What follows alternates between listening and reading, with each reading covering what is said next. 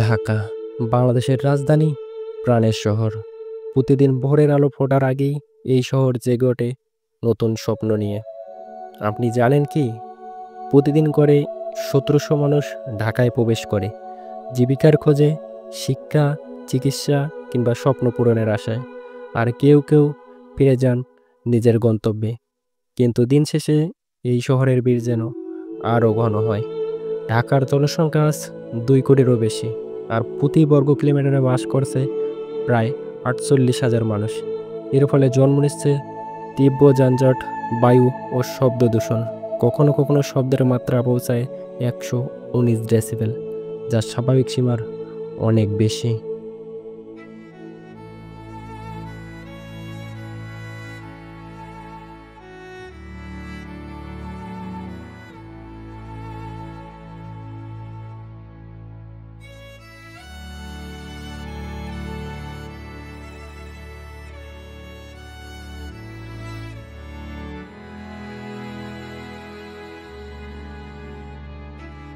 শহরের ফুটপাতগুলো হকারের দখলে।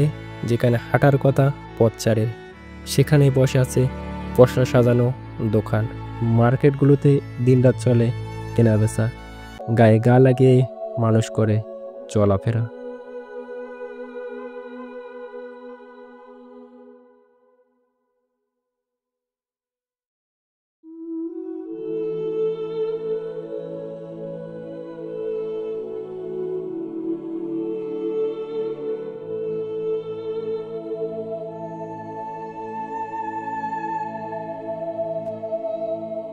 এই শহরের মানুষ জীবনে নেই থেমে থাকার সুযোগ।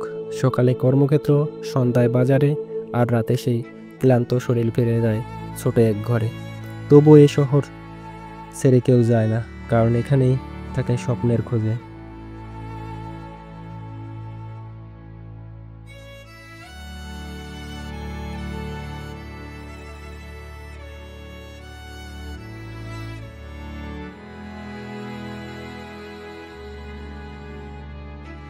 পরিকল্পিত উন্নয়ন এবং মানবিক নগর ব্যবস্থাপনায় পারে ঢাকাকে আরও সুন্দর শহরে গড়ে তুলতে।